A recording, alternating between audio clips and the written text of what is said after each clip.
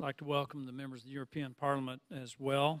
Now to get back to business, FSA did not meet 3 of its performance goals, Mr. Hurt, 2 of which specifically related to customer service. There are only 2 performance metrics that evaluate customer service, so FSA did not meet either of its customer service goals. What is causing this failure? So the goals that you referenced, one was the American Customer Satisfaction Index. That is it's a way that we can measure customer satisfaction that is consistent with what many. My question is what caused the failures? So I don't need a description. Sorry. And not to be rude, but just for sake of time, please.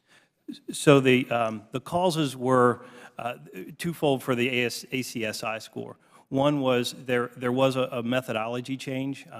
To be more consistent with the way the score is calculated with others in the industry, we switched to it was either from phone to an email interaction. I think that's the way it went.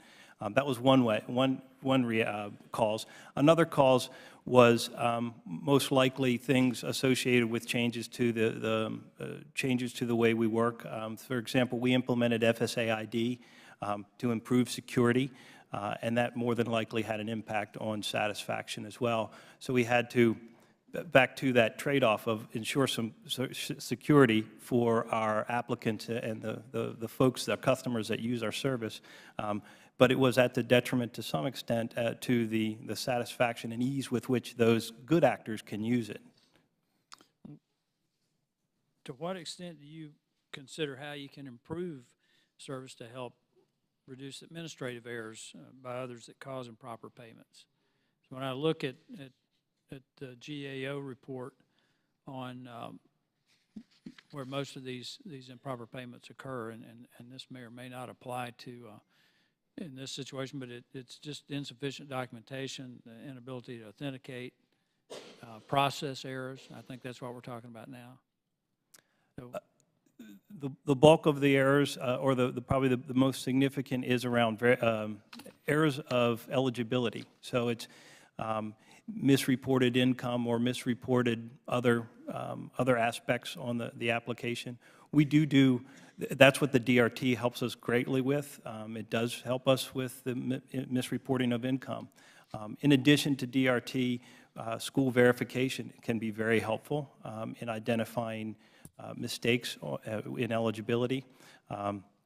So that's where a lot of our focus is on that. When you talk about misreported income, Mr. Drager, how much of that's fraud? In your testimony, you mentioned that student fraud ring activity had increased 82% from 2009 to 2013.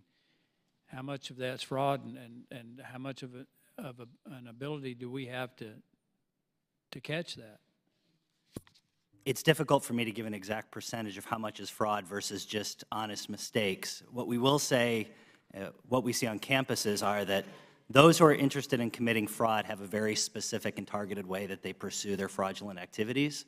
And in recent years, schools have found ways to then defend against that sort of fraud. A lot of times when it comes to improper payments with income reporting, it appears to be honest mistakes, confusion about which tax years students or families should be using. So to the extent that this can be automated and we can get a secure IRS data retrieval tool back working, that seems to be one of the best solutions. General Ty, you want to comment on that? Yes, I do. I would just point out one thing we need to keep in mind is the DRT is a fine tool. We would totally agree with that. It is not going to catch fraud, because people who want to defraud the government, the fraud rings we were talking about, based on usually representing your income to be zero, they aren't using the DRT. So it's not going to help with that. So the checks go directly to the fraudsters and not to the schools? Well, the checks, yes, will go to the credit balance. The balance that doesn't cover tuition and room and board will go to the students. And to the students really aren't students, they're fraudsters. Getting off maybe just a little bit, if the chairman will indulge me.